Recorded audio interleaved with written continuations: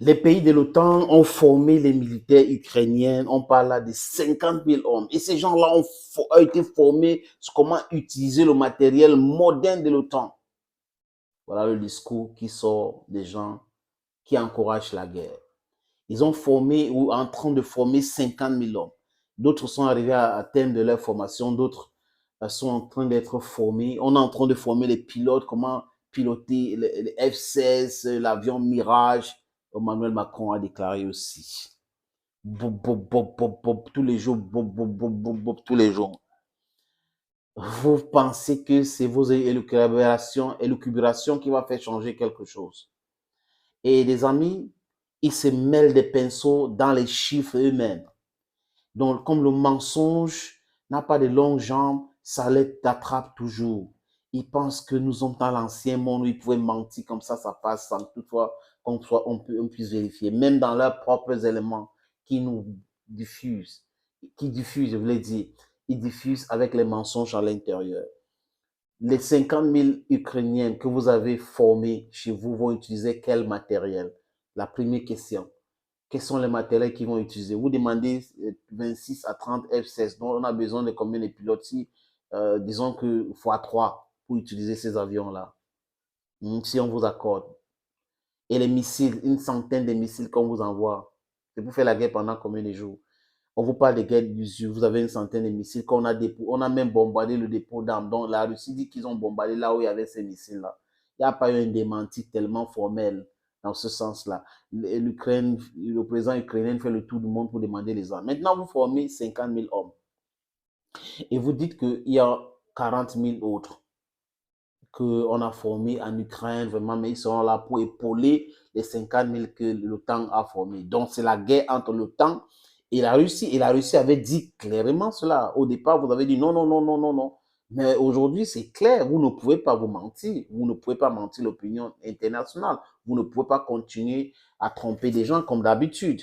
Aujourd'hui, on sait que c'est la guerre que la Russie mène, c'est la guerre entre l'OTAN des États-Unis et la Russie de Vladimir Poutine. C'est de ça qu'il est question.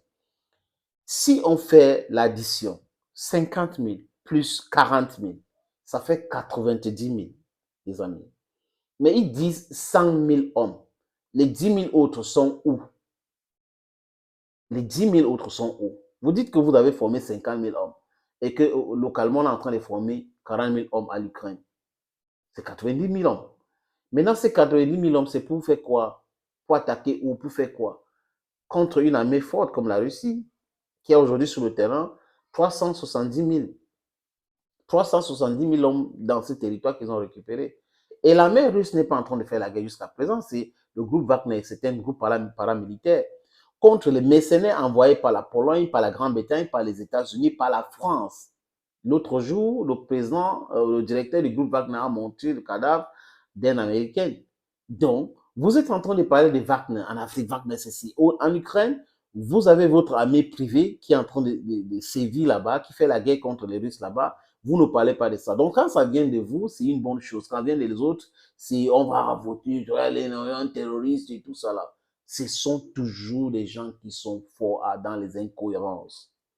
Au lieu de former ces gens-là pour laisser dans l'armée ukrainienne, demander la paix et pour que la stabilité soit, ils sont en train de les former pour les envoyer en guillotine encore. Ça veut dire que vous allez les envoyer, ils vont se faire brûler.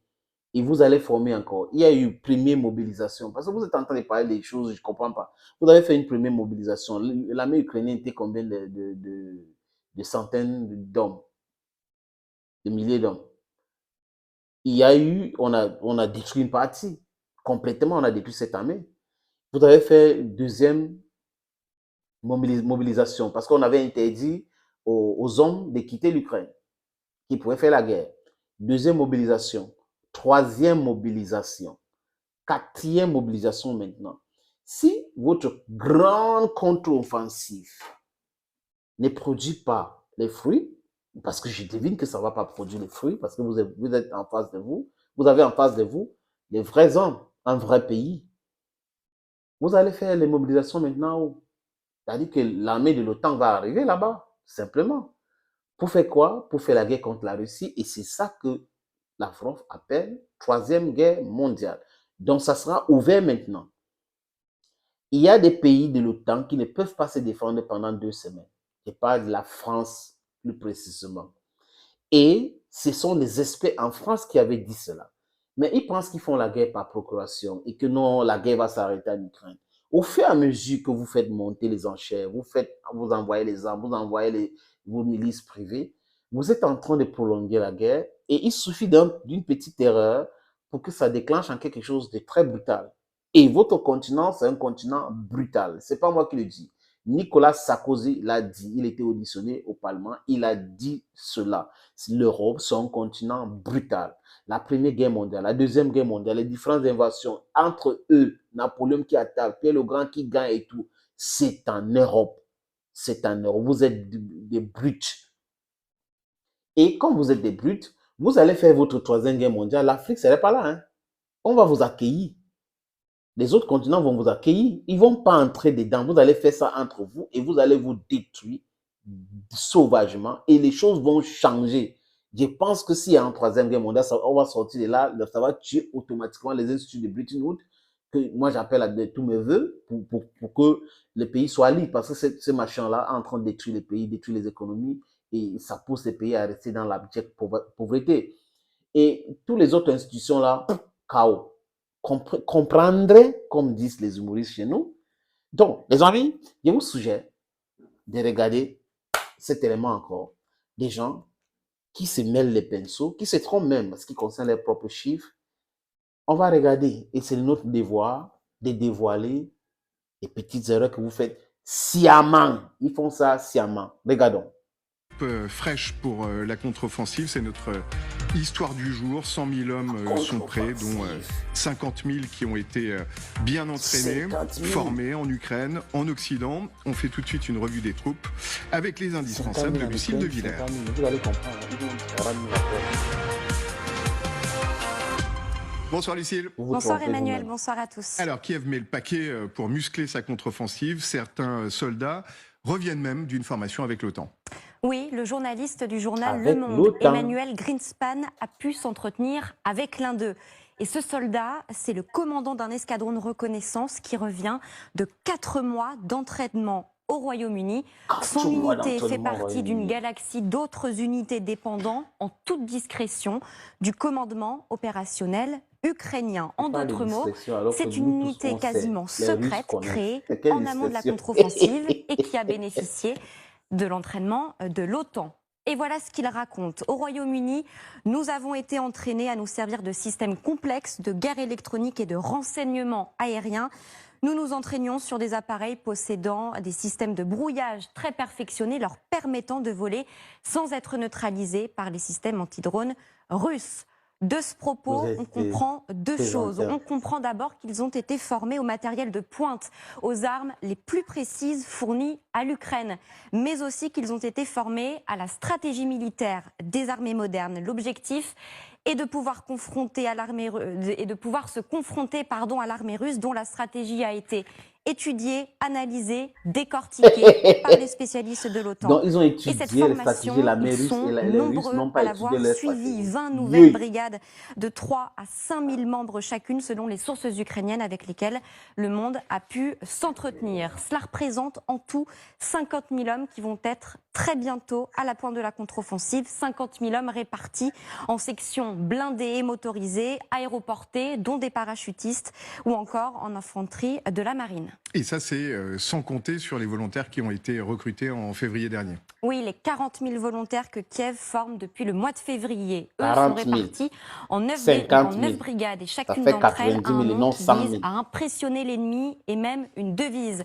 Quelques exemples. La brigade Ouragan qui se présente comme l'équipe de recyclage de l'armée russe. La brigade Chervona-Kalina devise l'ennemi couve là où la baie devient rouge. La brigade Spartiate, l'ennemi se brise contre nous en bien ou bien encore. La brigade Rage transforme ta rage en arme. Ces brigades, elles sont toutes formées sur le sol ukrainien. On voit ici les soldats de la brigade nommée Bordure d'acier. Parlez de Azov, il y a Azov là-bas. Les New Nazis, sur la rive ouest du Dniepr. Ils sont formés au tir, au pilotage de drones ou encore à l'évacuation de soldats blessés. Alors à quoi vont-elles servir ces 9 brigades ? Eh bien, en ce moment même, une large partie de ces forces est occupée à tenir la ligne de front qui mesure plus de 1000 km. Mais à l'avenir, elles auront probablement un rôle de soutien car ces brigades sont faiblement dotées en blindés et en artillerie, d'après les spécialistes qu'a pu consulter le journal Le Monde, tandis que les forces armées régulières mèneront l'essentiel de la contre-offensive. On en apprend donc un peu plus sur l'architecture de cette contre-offensive dont on parle. Les volontaires viendront en appui aux soldats surentraînés par l'OTAN. Avec ces deux composantes, on arrive à 90 000 nouveaux soldats ukrainiens. Pierre Servant, vous avez chiffré il y a quelques jours 450 000 Ukrainiens en tout sur la ligne de front face à moins de 300 000 Russes selon les renseignements ukrainiens. Et on a vu encore aujourd'hui des troupes ukrainiennes s'entraîner au débarquement. On ne connaît pas la localisation exacte de ce lieu, mais la mise en scène est soignée. Là encore, l'objectif. Ils font ça à l'espace, on ne connaît pas la localisation. Merci beaucoup, Lucille. Vous voyez vous-même, les amis, ces gens-ci. C'est-à-dire que dans leurs propres chiffres, ils veulent gonfler 100 000 hommes. Après, 40 000, 50 000 ici, 40 000 là-bas. Décidez-vous, hein. On est en train de former 40 000. C'est ce que vous dites. Ça peut même être le mensonge. Parce que la façon qu'ils traficotent les chiffres là, ça peut même être le mensonge. Parce que d'autres personnes avaient dit que c'était 15 000 hommes qu'on est en train de former hors de l'Ukraine et non 50 000 hommes. Maintenant, localement, ils disent qu'on est en train de former 50 000 après 40 000 hommes. Donc, ils ne sont pas d'accord avec leurs propres chiffres. Donc, la propagande en marche a des petits problèmes, des petits quoi. Je vous avais dit que le mensonge, là, quand quelqu'un ment, il fait beaucoup d'efforts pour retenir ses mensonges. Mais quand c'est la vérité, ça coule comme ça, comme l'eau de roche. Il dit ça. En face, vous avez plus de 370 000 hommes qui vous attendent avec les matériels modernes, les bombes et autres. Et ils tapent derrière, c'est-à-dire qu'ils ne sont pas sur le front. Ils tapent derrière, ils tapent jusqu'à ils vivent. Ils bombardent, ils détruisent les infrastructures essentielles pour l'Ukraine. Et vous êtes là en train de plaisanter tous les jours avec la formation de ceci, formation de cela. Une armée de peut-être 90 000 hommes sur 100 000 kilomètres. Vous allez défendre ça comment? Vous allez attaquer ça comment? On est en train de rigoler là. Les amis, c'est club de G7 là, club de chefs d'État qui font la promotion des mœurs douteuses, qui font la promotion de la religion, qui font la promotion de la dictature, parce qu'en même temps, c'est des gens qui disent qu'ils sont des démocrates, mais ils imposent les desiderata aux autres. On ne peut pas être démocrate, on impose ce qu'on pense aux autres et on continue de l'être. Le G7 qui s'est réuni à Hiroshima, qui est un club des leaders de l'Occident, tout simplement. Il est le club des pays les plus industrialisés, faux et archi faux. L'Inde, Brésil et la Chine n'est pas dedans. Même la Russie n'est pas dedans. Et vous avez les pays qui sont les anciens pays qui sont restés dans l'ancien gloire. Et ils sont membres du G7. Et après, ils disent qu'ils dictent les choses. On va un peu l'embargo sur le diamant russe, comme si la Russie ne peut pas vendre ses diamants ailleurs. Ils vont vendre ailleurs, on va transformer ailleurs. Vous allez aller acheter plus cher. Qui perd dans tout ça, c'est toujours vous. En fait, les amis, je finis toujours mes vidéos parce que c'est le plus important. Même quand on n'est pas d'accord avec l'Occident, on n'est pas d'accord avec l'élite occidentale, on doit quand même préserver les vies. C'est le plus important. Parce que les amis, j'ai lu les messages des amis en Europe. Le peuple européen n'est pas d'accord. Le peuple européen, j'y arrive enfin, veut la paix. They want peace. What they want is peace. They don't want war because they are suffering. Inflation, prices skyrocketing every day. And life has become very difficult for them. Donc, ils veulent la paix, même aux États-Unis. C'est ce qu'ils veulent. On les parle de la paix, on les parle de comment vivre dans leur propre pays, comment acheter le carburant moins cher, le gaz moins cher. C'est de ça qu'il est question. Mais comme ces leaders-là ont les lobbies, ils sont dans leur petit clan, ils veulent être tellement riches aux dépens de leur propre pays, ils prennent la guerre. Je pense que d'autres leaders qui vont arriver, d'autres personnes, vont plutôt parler de la paix pour régler ce problème. Parce que nous tous, nous voulons que le problème soit réglé. Nous voulons qu'il y ait la paix en Ukraine. Nous voulons qu'il y ait la paix dans le monde. Nous voulons qu'il y ait la paix au Soudan. Regardez le cas du Soudan. Ils ne parlent pas de ça. Mais ils vont nous demander de nous intéresser à ce qui se passe en Ukraine. Qui finance les deux brigands qui sont au Soudan aujourd'hui, qui sont en train de faire tuer les gens pour l'intérêt. pour leur propre intérêt, qui financent, qui encouragent la guerre en Éthiopie. Pourquoi est-ce qu'il n'intervient pas pour mettre un thème à cela? Qui finance des djihadistes, qui est en train de déstabiliser le Burkina Faso et le Mali? Ça les intéresse pas, n'est-ce pas, les amis? Mais ils nous demandent de s'intéresser à ce qui se passe en Ukraine. Are you really serious? You're instead killing us. Thank you for watching. God bless you. Bye-bye.